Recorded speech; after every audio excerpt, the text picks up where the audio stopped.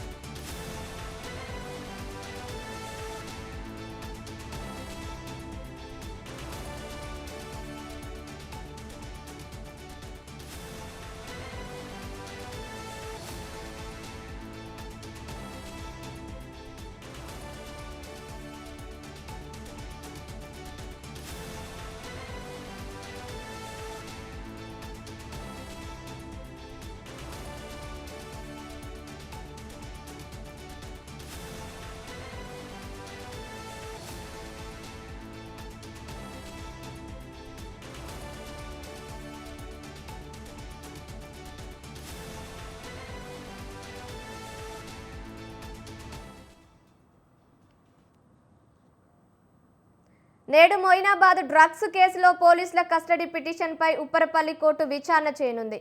నిందితులు పైలట్ రోహిత్ రెడ్డి, రితేష్ రెడ్డి, నమిత్ శర్మలను 3 రోజుల పాటు కస్టడీకి ఇవ్వాలని పోలీసులు పిటిషన్ వేశారు. డ్రగ్స్ కేసులో ఇప్పటికే 2 సార్లు 6 రోజుల పాటు నిందితులను విచారించిన సిట్ అధికారులు మూడోసారి 3 రోజుల కస్టడీకి ఇవ్వాలని కోర్టులో పిటిషన్ దాఖలు చేశారు. పోలీసుల పిటిషన్పై కోర్టు విచారణ చేయనుంది. రైట్, ఇక దీనికి సంబంధించి మరిన్ని అప్డేట్స్ మా ప్రతినిధి అమర్ ఫోన్ ద్వారా అందిస్తారు. అమర్, చెప్పండి.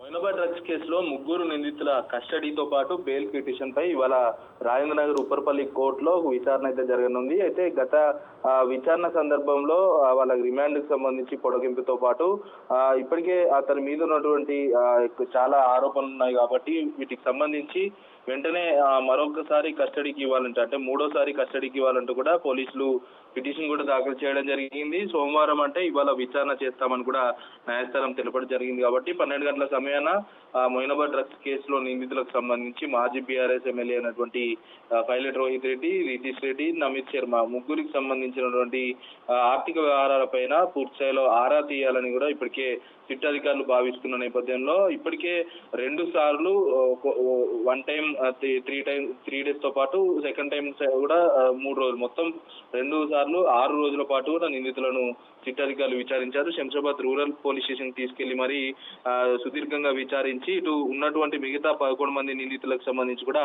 వారిని కూడా విచారణ చేయడం జరిగింది. వారి దగ్గర నుంచి సేకరించిన అంశాల ఆధారంగా ఈ 3 నిందితులను 2 సార్లు కస్టడీకి తీసుకుని విచారించారు. అయితే ఇవన్నీ కూడా ఆర్థికపరమైన అంశాలు కొంత వెలుగులోకి వచ్చాయి కాబట్టి వాటన్నిటిపైన పూర్తి స్థాయిలో దర్యాప్తు చేసేందుకు సిట్ అధికారులు మరోసారి అయితే కస్టడీ పిటిషన్ దాఖలు చేశారు. అయితే ఇది ఇలా ఉండగానే ఇటు 3 నిందితులకు సంబంధించి కూడా బెయిల్ పిటిషన్ వారి తరఫున న్యాయవాదులు కూడా దాఖలు చేయడం జరిగింది. మరి ఇవాళ కస్టడీ పిటిషన్ తో పాటు బెయిల్ పిటిషన్ పైన రాజేంద్రనగర్ ఉప్పర్పల్లి కోర్టులో విచారణ అయితే జరగనుంది. Thank you Amar, thank you for the updates.